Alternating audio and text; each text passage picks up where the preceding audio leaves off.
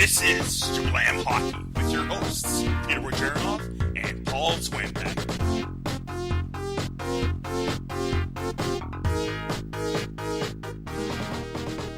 Welcome to Jablam Hockey, folks. I'm your host, Peter Wojcicki. You can find me on Twitter at Russian98. Wait, Paul, do you want me to change my Twitter handle? Yes, please do. Okay, I haven't tried recently, but I used to try a few times. And I don't know why. I struggle with things sometimes, especially I'm an old fart. So I will maybe try to change it for next season. All right, and I am with Paul Zwambag. You can find me at Zwambag, ZWAMBAG. How's it going, everybody? Peter, throwing me a curveball. What's up? No, you mentioned it recently, and I was thinking about it. And I've been wanting to change it and maybe do my last name kind of thing, make it more official. I think there is a Bajarnov already out there, and I think I've tweeted him 2 or 3 times. Oh, really? So you might have to steal it from him. Damn, never heard about this. You might need to put a 98 on the end of it still, like your Russian 98. But yeah I always go Bajarnov, and it messes me up on Twitter. 2 things. That reminds me of back in the day when I wanted to start doing a whole website thing. I had Jablam in my head years ago, and I tried to do a Jablam Entertainment Sports website this is like my first or second year in university, and a guy had it, and we emailed him, and I think he responded, and he was very rude about it. It was such a weird conversation we had. So basically, in the end, we couldn't do it, and we ended up doing, I think, Jablam News or something. Anyways, but I did like Russian because when I played hockey and ball hockey and everything, people usually called me Russian instead of trying to actually say my last name or calling me out as Peter. But let's get into some hockey. How did we do in the first round picks, Paul? We ended up tying, which is kind of bogus, but we both went 5-3. Mm-hmm. We had the Chicago, Nashville opposite, and Washington, and my long shot Toronto Maple Leafs. Mm-hmm. Just couldn't figure out the overtime games and couldn't win. They were all close matches, but you ended up winning with Washington's pick. You're telling me. If you haven't, go check out my recent blog. I'm calling it The Day After. Take it out, little quick read of what I usually go through on the day after the Leafs are basically out of the playoffs. But check that out. I'm surprised you went for 2 crazy underdog picks, and you got one of them. Crazy upset of the Blackhawks, and we will talk more about that in this episode when we do our Team ISO and our guest Keith Schultz. The only other series that we got wrong out of those 2 that we mismatched was Montreal we lost and Boston we lost. So that really hurt our picks too. And I even told you I was on the fence of both teams, but I thought Montreal could score more goals, and it was the opposite.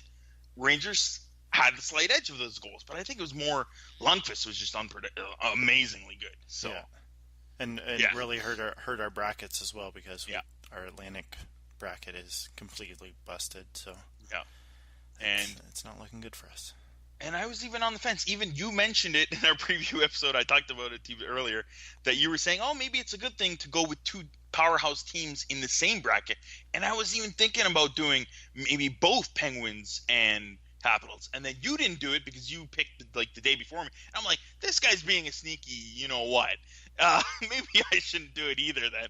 But I was thinking about going with both the Caps and the Pens, and I didn't. And then instead of going with Pens, took the Caps. But it is what it is, and we still both have a decent shot of going far because the rest of our teams are still kind of doing well. So we'll see how it goes. What else do we have this episode? We will talk about our playoff second round matchups.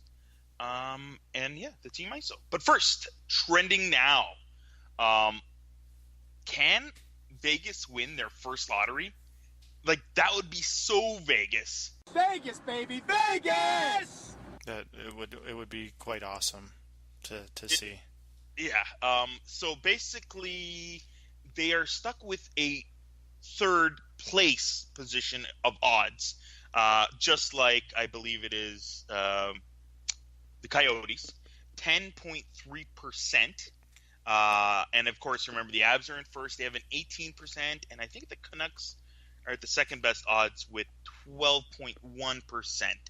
And the lottery is this Saturday night, so stay tuned for that. That'll be kind of interesting. I know a lot of people aren't expecting any McDavids or Matthews out there, but there's a couple decent guys like who, Paul? Nolan Patrick and Nico Hischier are going to be 1-2. They kind of go back and forth. A lot of people were going Nolan Patrick for the longest time, and then Nico Hischier had a pretty good year, pretty good World Juniors, pretty good under 18. Nolan Patrick's been kind of injury prone the past 2 years. He had a great 16-year-old season, so that's why everybody's got his stock so high. But I think Hischier's gonna be Drop. first overall. I think that's the way it's gonna go. And who are the guys that are in that third or fourth spot, maybe? Gabe Vilardi from Windsor Spitfires. You're going to see him in the Memorial Cup since they're hosting, so he's going to get a little bit more time after a big long rest. Casey Middlestat, Owen Tippett with the Mississauga Steelheads could be up there. Nice. As far as defensemen, Miro Heiskanen's stock has gone up. He's probably going to be the first defenseman off, him or Timothy Liljegren. Yeah, has Liljegren's stock dropped a little bit? I'm hearing a lot of guys that are not even thinking of a high pick for him anymore. Yeah, some guys are dropping him out of the top 10 pick. I think that's a little drastic. I think he's going to be... He'll be within the top 10. Defensemen are way too valuable at the top end of the draft. I know about him.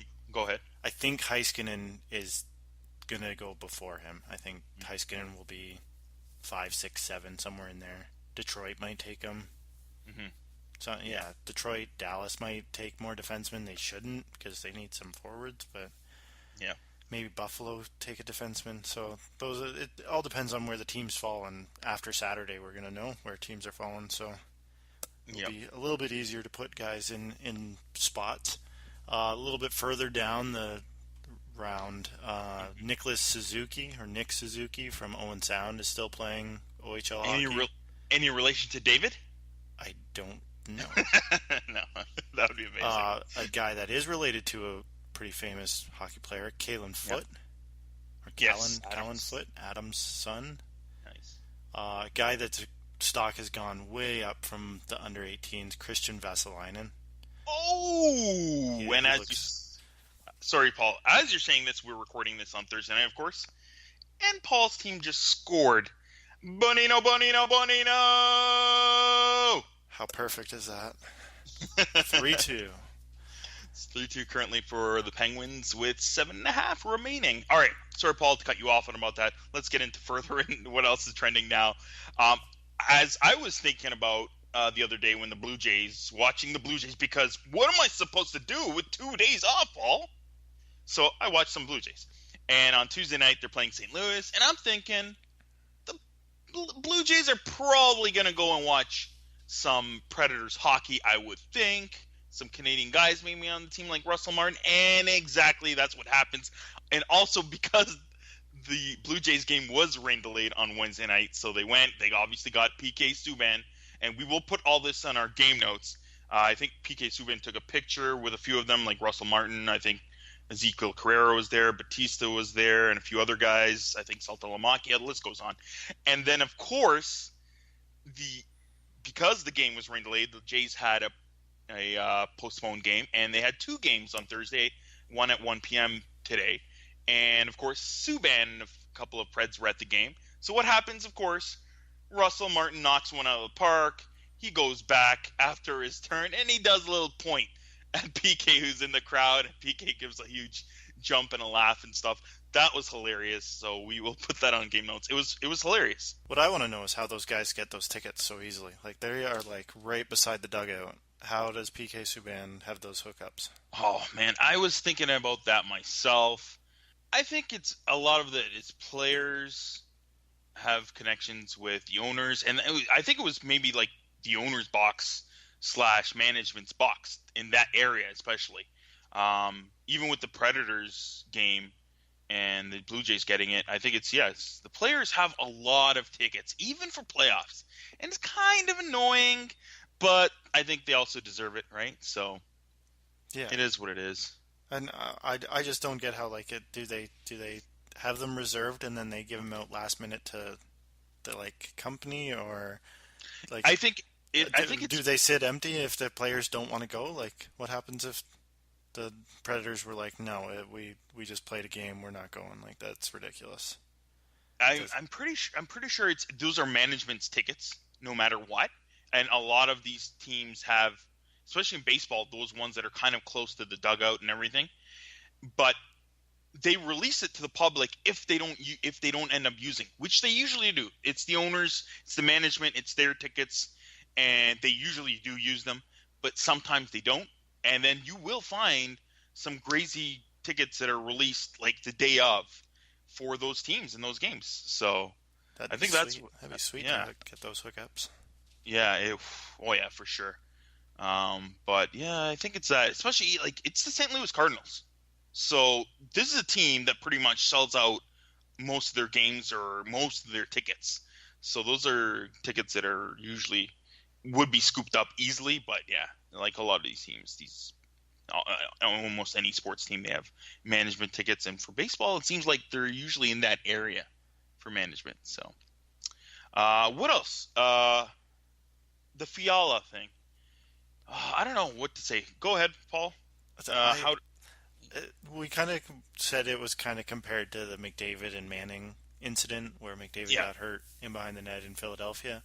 I can't fault Bertuzzi for this. I just can't. I think it was just bad luck, bad situation. Bertuzzi's got to play his man hard, and Fiala kind of loses an edge or gets wobbly, and I think Bertuzzi would get reamed out on the bench if he went back to the bench and didn't play Fiala as hard as he did. What I did watch after a couple more times, like I didn't watch the injury because it was kind of gruesome. The extra shoves afterwards. Yeah. But again, like, did Bortuzzo even know that he was that hurt? Like, it didn't look. I don't think he knew it was that bad. Yeah, and like his stick was under Fiala, so he must have thought Fiala was holding his stick or something, and that happens. They give an extra couple cross checks and jabs, but I think because of the injury, it makes Bortuzzo look much worse. If Fiala got up and skated away, you wouldn't think anything of it. Yeah. The only questions I had with it, and you know me, I love hitting and everything. He went after him. He didn't do the cut-off play, and I can't blame Bertuzzo because he doesn't know that Fiala is going to do a bit of a speed wobble there. He's just going in for the hit. But at the same time, it's got to be more of a cut-off because he's going so fast. The players have to know that he's not going to be protected as easily, so maybe he shouldn't be going that fast. I always say the same thing when players are going super fast towards the goalie. What did you expect? Did you not expect a defenseman to impede you a little bit at least, and then you go into the goaltender? Of course, so you should angle towards away from the goaltender. I guess you could say the same thing for Fiala a little bit. Maybe you shouldn't be going super fast in the direction right towards the boards. But again, that's what I'm thinking. Bertuzzo should be thinking that he's going to try to cut in. So you have to try to do more of a cut-off hit where you're angling the hit in case he tries to cut in. And he didn't. Because of the speed wobble, he went straight into the boards. And Bertuzzo went right after him. So that I kind of didn't like. But as well, kind of when you think about a high stick, nobody intends to clip a guy in the face. But they do. So you give them a penalty. Kind of maybe the same thing here. So I wouldn't have mind just a 2-minute penalty. That's all. I was maybe expecting that, but nothing more for sure. Not his fault. Yeah. And the impact of Fiala being out, he's definitely a scoring contributor on that Nashville team. So he's out for the rest of the season. He had surgery on a broken left femur, which he might be out a long time with a broken femur. That he might not even be ready to probably start the season next year. So it's a tough loss for Predators, and hopefully they can find some more offense down the lineup. The other thing I want to talk about is the Sabres calling on Chiaka, or is it Chaka? Chaika. I'm having problems with his name a little bit. Arizona Chaika. GM. Yes, the Coyotes GM. And of course, they're saying no, you can't talk to him. But, like, what are these teams thinking? You can just contact anybody who's still currently the general manager of another team? You think, oh, it's only the Arizona Coyotes. They don't even know what they're doing with their management and ownership, so we should just be able to call this guy. No! You can't! He's under contract! Like, I don't understand the thinking that goes behind this. It bothers me even more because I'm a Blue Jays fan, and that pretty much exactly happened, and even worse, with John Farrell when he was the skip of the Blue Jays, and the Red Sox when they wanted a manager. And, of course, we do know the history of Farrell being in the Boston Red Sox organization, paying his dues to become the manager. They weren't ready, but the Blue Jays went and they got him. So he's their manager. You cannot just nonchalantly just go, yeah, we're going to call this guy. He's going to be our GM, our manager. And the fans are like, yeah, he's going to be our man. Like, that's just not right. I don't know. Just seems so wrong. But then on the business side, you're allowed to contact employees of companies and poach them, as they would call it. And it happens often. I'm a huge F1 fan, and it happens so often that they steal guys from other manufacturing teams, like the engineers. The drivers have contracts, and it's all about money. Just pay out the contract, pay the right amount of money to the guy that had the contract that you're stealing them from, and anybody's available. So in that sense, I'm all right with them trying to poach GMs. Like, he's done a pretty decent job with Arizona, and maybe Buffalo wants him to do the same in Buffalo. But I kind of like it. I kind of like that they're trying to poach from other teams. The good sign is they're not doing the roulette wheel with the old school guys. It seems like Dean Lombardi they have not called, which is another thing that the Kings have to grant permission for people to talk to Dean Lombardi. Yeah, because he's still technically under contract, I guess. So, but they don't want him working, so they basically can handcuff him. Like, yeah, that's not fair. Yeah. No, they handcuff Dean Lombardi. Can't work right now. Like, I'm sure he doesn't care to work, but maybe he does. Like, it's not the money that he cares about. It's being in an executive office, right? So, I don't know. I think it's kind of iffy that they're allowed to grant permission to people that they're not even their GM anymore. Yeah. So I think it should just be open. You can poach from anybody. All right, time for this week's segment of Team ISO. This week we are Team ISOing the Chicago Blackhawks. Of course, it's where we specifically talk about more detail about one specific team. Last year, you got our analysis, Paul and mine. This year, we're going for a better perspective out there in the blogospheres. And this week's Team ISO guest is Keith Schultz. You can find him on Twitter at Oakforest72. That's OAKFOREST 72. And Keith, you're a writer at blackhawksup.com, and that's, of course, a fan-sided, right? Yep. So before we get a little bit into it, you were telling me before we got ready, so you're a Hawks fan, and you currently live where? Knoxville, Tennessee. Knoxville, Tennessee. So did you get tickets to go to any of the games for the playoffs? I got to see beautiful Game 4, which was not very fun. Oh, that's too bad. And did you go with anyone? Yeah, I went with my 18-year-old son. It was a pretty fun trip. Good road trip with him, except for the outcome of the game. Oh, yeah, of course, the loss. And how was the atmosphere? Actually, I've been to like 3 games there in Nashville. Mm-hmm. The regular season game is mostly Blackhawks fans, but the 2 playoff games that I've been to has barely been any Hawks fans. Their Keep the Red Out program's pretty good for the playoffs, so it was I mean, it was a good atmosphere. It was loud, but that's all I can say. Yeah. All right, we won't get too much into it. But the Blackhawks, of course, very unpredictable what happened to them. Not only did they lose in the first round, a top seed, the best in the Western Conference versus the final team who made the playoffs, the second wildcard team, of course, old school wise, the 8th seed.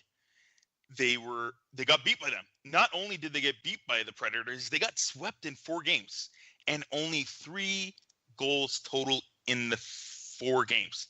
The last time this happened was, I believe, in 1993, when again it was the Hawks, the number 1 seed. They got beat by the St. Louis Blues. And what happened then? Belfour, of course, famously went on a huge rampage and destroyed the locker room, the hot tub, the coffee maker, the television, everything in the locker room.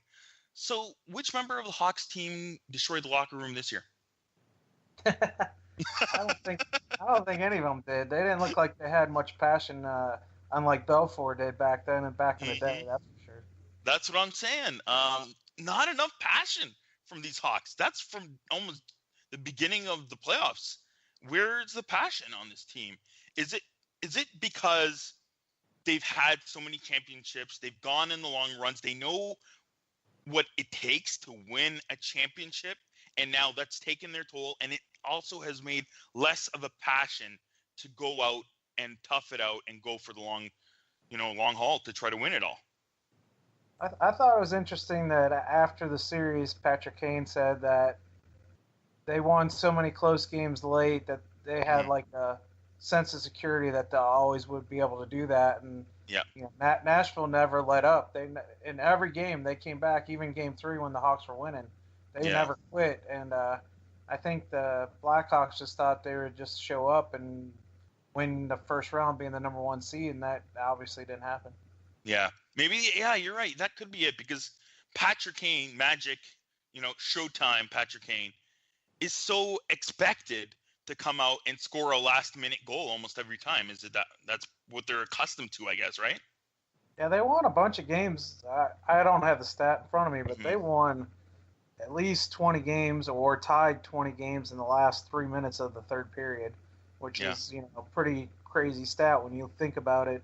And you just can't depend on that come the playoffs, because defenses are playing harder and you're not playing teams on the back end of back-to-backs and stuff like that. So I just think they had some security blanket there that they thought they were going to end up winning all these games, and they just didn't. Yeah. It also seemed like they felt they had the team to win it all, and they didn't necessarily really even try to go out and even add a piece for the playoffs either. I mean, their one big addition was Johnny Oduya, and he really wasn't the Johnny Oduya from 2 years ago. Yeah.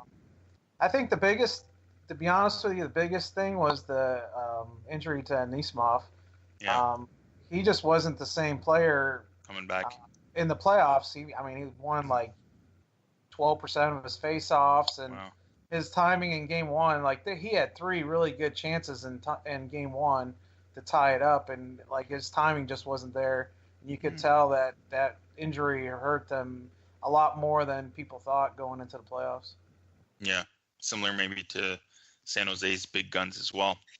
Yep. What do you see of maybe changes happening maybe in the offseason? Do you see anything there? Well, I mean, you're going to lose someone in the expansion draft. Whether it's Marcus Kruger, TVR, those are the 2 people target that most people think will be gone. The Blackhawks have to get younger on the blue line, though. I mean, you have Duncan Keith, but Brent Seabrook's starting to look, a step slower. Johnny Oduya didn't look like the Johnny Oduya from 2 years ago when they picked him up. And they just need to be – they have young players, and it's just, is Joel Quenneville going to ever trust them guys? He trusted the young forwards this year, and another key to the loss was those young kids didn't really step up when the playoffs started. They kind of hit that rookie wall at the wrong time. Yeah, and are you expecting anything big from some of those guys in the back end, like a Kempny or Forsling? I think they have potential to be. They might not be your number 1 shutdown guys, but second and third pairing guys. I think they have all the ability to step up into those roles next year. Yeah, I do think that they do have the prospects to do it, like Michael Kempny. Gustav Forsling could definitely step in. But how excited are you for Alex DeBrincat? That's the person I'm excited about. If you listen to Stan Bowman's remarks after the playoffs, he's like, we lack offense, which is something they really didn't lack during the season until the playoffs. But, that guy just scores. He's a sniper. He's a goal scorer. And, I don't care if he's 5'1", that guy can score. And at the OHL level like that, he should be able to bring that to the NHL. Yeah, you're not concerned at all about his amateur game being too small of a guy to make it into the NHL? Number 88's a pretty small guy, and he's done pretty good there in 10 years in Chicago. So I think he would be fine on one of those scoring roles in Chicago next year. Yeah. How about Tyler Mott and Nick Schmaltz? What do you think of their prospects of being on the team next year, full time? I really liked Tyler Mott at the beginning of the year, and then he suffered an injury, and he kind of lost his confidence. He seemed to get his confidence in his scoring back in Rockford. So I like his 200-foot game. I don't think he's going to be a massive scorer, but I think, for one of those guys that can play 200 feet on your bottom six forwards, I think he could be a really good long-term guy in Chicago.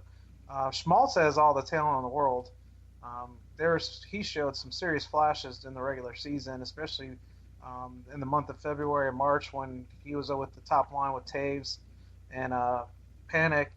He really showed that he's got some top line ability. He definitely didn't bring it in the playoffs. He shrunk and kind of got nervous or whatever happened. So, hopefully he got these 4 games behind him, and next season will be a different story when the second season starts. Yeah, do you think the moving out Quenneville as coach might bring up these prospects a little quicker? Because he really doesn't like to play young rookies or second-year guys very much. But do you think that would be an option for the Blackhawks? Because they're saying there's going to be change this offseason, but is the coach at all liable for that? According to Quenneville, according to Bowman, that's not happening. That Quenneville's his man, although they fired his best buddy, Mike Kitchen, the assistant coach, and they fired the AHL coach, Ted Dent, this week. I don't think Quenneville's going anywhere. And, to be honest, this year he had to play a lot of kids, and they got a lot of minutes. So just his trust in the defensive guys kind of concerned me. Like, he just all those other guys more than Kempny and Forsling, which is the guys I really wanted to see playing more and getting that confidence before the playoffs started. But next year I don't think he's going to have an option. All right. And last but not least, is Hossa maybe it's time for him to retire, or what's going on with Marion? He didn't look very good in the playoffs as well either. No, he looked good during the regular season. Yeah, he did. He scored, I think, 26 goals. Yeah. I thought he looked pretty good. He doesn't have those shifts like he used to where he dominated the puck the entire time. But he still is strong on the puck. And I'm not a salary cap expert, but I know, if he doesn't play out his contract, they're in a lot of trouble with the recapture of the salary cap and stuff. So I don't expect this. I expect Hossa in the lineup for the next couple of years, to be honest with you. Yeah, it's going to be odd now with, I guess, still 4 more years remaining on his contract, but each year is only paying him out at $1 million. Yeah, $1 million. So I don't know how that's going to work out with him wanting to stay or keep playing and only being, accepting $1 million per year. So that's the question mark I was thinking about more than what he's got left in the tank. Good luck to. I understand that point, but I think Blackhawks are definitely going to want him, in the lineup. That's for sure. Yeah. Toast is fabulous. All right. Well, we'll see what happens to the Hawks. It's going to be an interesting off season, and maybe DeBrincat can maybe come in next year and give him some offense. We'll see about that. Thanks for coming on the show, Keith. Yeah, thanks for having me. I appreciate it. And again, you can find Keith on Twitter, Oakforest72, and we will tweet that out and everything. Again, thanks for coming on the show. Yep, and you can also find us at Blackhawk_up on Twitter also. Perfect. We'll tweet that out on Jablam Hockey as well on Twitter. Appreciate it. Second round matchup time. All right, we already dropped our blog and our predictions for the second round, and now let's get a little bit more into detail and talk about it. And after we talked about each series, we will also name our top MVPs of the first round in the playoffs so far. All right, series-wise, Ducks versus the Oilers. What are you expecting out of this series, Paul? I think it's going to be an easy Oilers win. Wow. Yeah, I think they're just playing outstanding hockey right now. Cam Talbot is like he's the man that stirs the Oilers wins. If he's on, he's on, and they're going to win. And if he's off, then they don't stand a chance. But I think their defense has gotten a whole lot better, which makes Cam Talbot much better. And they've been doing it without McDavid being spectacular. So I think McDavid's going to find another gear. The only thing I think Ryan Kesler can shut him down. Mm-hmm. He's played the most 5-on-5 minutes against Connor McDavid. Ryan Kesler has. So if he can single-handedly shut down Connor McDavid, the Oilers might have a tough time, but I think McDavid's going to find another level. He has another level to his game, and he's going to find it in this series. Yeah, I was even mentioning, I think, in my blog too. I think it's almost like a toss-up in this series, but I'm giving the slight edge to the Oilers. It's kind of odd because the Oilers are supposed to be the young, fast team, and the Ducks are supposed to be the veteran kind of physical team. But the players that did really well for the Oilers, especially in the first round, and which helped them win the series, were those physical guys like Kazian. And then the Ducks, it was their faster, younger guys like Theodore and Raquel who helped them win the first round. But yeah, Oilers are looking pretty good, and I had a good feeling that they might do fairly well this year and go fairly far. But yeah, they just got a lot of weapons now. I'm still shocked that it seems like a lot of fans aren't giving a lot of credit to Chiarelli, but he's really added all the right pieces around the whole team. Not just Larson, who's looked solid all year and even stepped up even in the first game in the series, but all the other pieces, and in defense, guys are stepping up, but all the physical guys on the forwards. So yeah, they've just got a lot of weapons even outside of McDavid and Draisaitl. Yeah, so you're taking the Oilers in 7. Yeah, nice. I got them in 5. Yeah. So we'll see. We'll see what happens there. But yeah, we're both going Oilers. The other series in the same conference is the Blues and the Predators.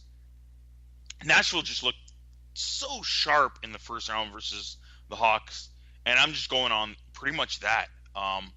We expected the Predators to actually be even higher than where they ended up as a wild card team, but they've stepped it up, and again, with Rene playing so amazing in the first round, and if he continues that way, the rest of their team is good. They've got depth now for scoring by adding guys like Johansson in there, and their defense has always been good, and they're even more mobile now with Subban in there. I think this is round 2's goaltending duel. We had Carey Price and Lundqvist in the first round. It was an exciting duel. Lundqvist came out on top. I think this is the next round duel, Rene versus Allen, and I think Rene is going to take the duel big time. Yeah. We've seen how shaky Allen can be, and he was unpredictably amazing too in the first round, which got them to beat the Wild fairly easily. I would surprisingly say. I thought that series was going to go maybe a little bit longer. But go ahead. And where's Vladimir Tarasenko? Where's he been the first round? Well, I think a lot of guys are covering him, and I don't know. He might look kind of banged up. I even saw in the first game, one guy barely even touched him, and he was bent over for a long time. Yeah, so I don't did know. See that. I forget who hit him, but yeah, I did see that, and Yeah, he looked like he grimaced a little more than what you normally would on that kind of contact. So, yeah, he might be battling something. Yeah, I think it was Watson. And, yeah, it was just very odd. And even earlier in the game, I noticed him kind of not go 100%. So, yeah, that's not a good sign for the Blues. But at least, some other guys have stepped up, like Schwartz really has. So, but they're going to need more, especially if Tarasenko is not doing well.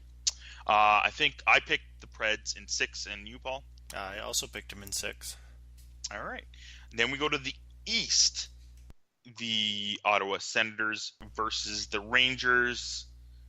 These are the two teams that we didn't expect to win in the first round, I think. So, it's an interesting one. The Rangers have been there, done that. So I don't know how much they have left in the tank to go for another deep run. But I think they do, especially Lundqvist. He was spectacular in the first round. If he continues, I don't think the Sens can do too much.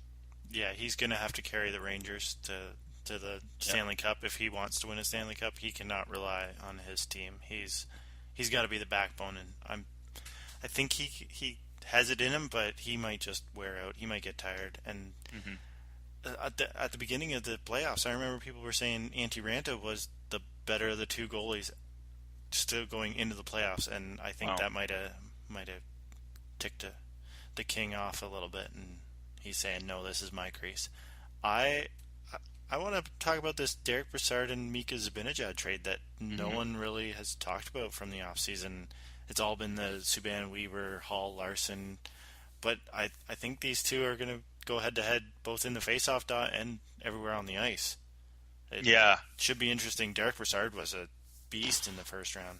Yeah, he sure was. So it's going to be interesting. And I still think Zibanejad actually played fairly good in the first round as well. But with Carey Price in that, the goals were few and far between there. But yeah, the Rangers, they just don't have enough explosive offense. All their guys are, middle of the pack kind of scorers. There's no big guy that you can put everything on. Rick Nash isn't that dynamic super power forward that he used to be. He's still a great player, but he's not going to score in bunches anymore.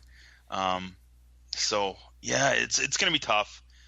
And I think maybe the Rangers have enough on defense, and with Lundqvist, they can pull out the series, but I think it's going to go pretty far. I've got the Rangers in 6. You, Paul?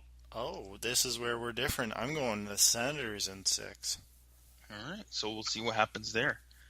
And then last but not least, of course, the two powerhouse teams, the Washington Capitals versus the Pittsburgh Penguins. Paul? It really is disappointing that this is the semifinal Eastern Conference. This could be for the Stanley Cup. If these two teams, if you went with the two best teams in the regular season, it would be these two guys, these two teams, and it's kind of disappointing that it's going to be a semifinal and one of these teams is going home and they're going to go up against Ottawa and New York, which isn't really that. This is going to be much more exciting than the next round, no matter what happens in the Eastern Conference, I think. This is going to be an explosive series. Lots of goals. So if you want to see goals, watch this series, in my opinion.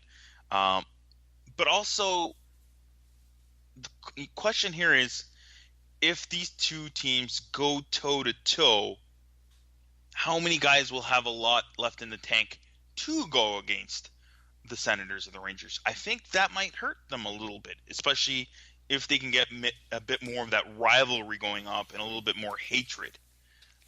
If that happens, though, then it could be a very long series and a very, not just offensive series, but a very even physical one.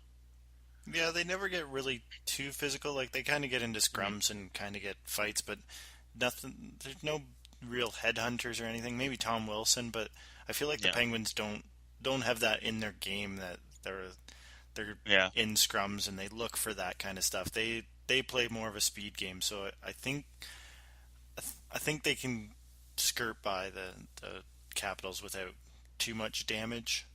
Yeah, that sucks, because it would have been so good if James Neal was still there from 4 years ago. That would have been so great. Oh, jeez. All right. But I've got the series going the limit and with the slight edge for the Penguins. So Penguins in 7. I'm going Penguins in 5. I'm very confident in my Penguins. So Paul's got them in 5. That's pretty short series.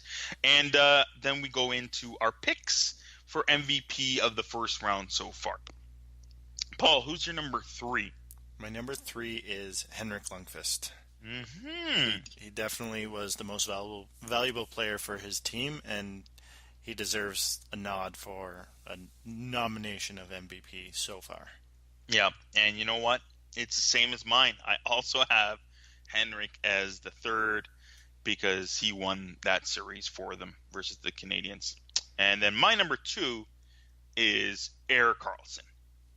That guy is so dynamic, and I don't think he gets enough credit about his defense just because he's so great offensively talented and his long stretch passes and his vision, but he's also good on his own, and because he can easily steal the puck off a player or he's in the right position to still get back into defensive form and take the puck back. So he's my number 2. Yours, Paul? Pekka Rinne is my number 2. Mm-hmm. Under a goal per game, goals against, is incredible in the first round. 3 goals in 4 games he's given up. He just dominated the Blackhawks. Yeah, the Blackhawks didn't really show up like we talked about with Keith, but the Pekka Rinne is carrying that team big time. Like they're not a high scoring team, and they don't really need to be with Rinne playing the way he is. Yeah. That's right, and that was my number 1 pick. Nice. Is Pekka Rinne. Yeah, he was too amazing and just above and beyond the best player in that series. So and so far in the playoffs. And your number 1, Paul? Jake Guentzel leading the playoffs in scoring as a rookie is pretty impressive. Yeah, it was tough for me and I wanted to put Guentzel in one of these spots, but I couldn't because there's so many other good weapons on the Penguins. He wasn't above and beyond, and you know me. I need my MVP to be a standout on a team, and there's too many guys that were MVP. Like Malkin, was he not as good as Guentzel? He had a pretty good first round, and they scored a lot. They're the top scoring team in the first round, so yeah, it kind of makes sense that they got a bunch of guys at the top of the top 5-10 list of scoring. But for sure, Guentzel was a great player, and for that first round. So we'll see if he can, and the rest of these guys can keep it going to try to stave off somebody else getting into an MVP nod. And that's it for this episode. Check out next episode next week, and we'll have more playoff talk and maybe a compare on who's doing better so far in this Penguins Capitals series, Ovechkin or Crosby. And again, remember, go to jablamhockey.com. I've got my new blog the day after. We have our more talk and analysis on these second round matchups in our blog section as well. Check out our games notes. You'll see all the cool stuff that we talked about in Trending Now. And always go on iTunes. Please subscribe, rate, and review us. See you next time. Bye.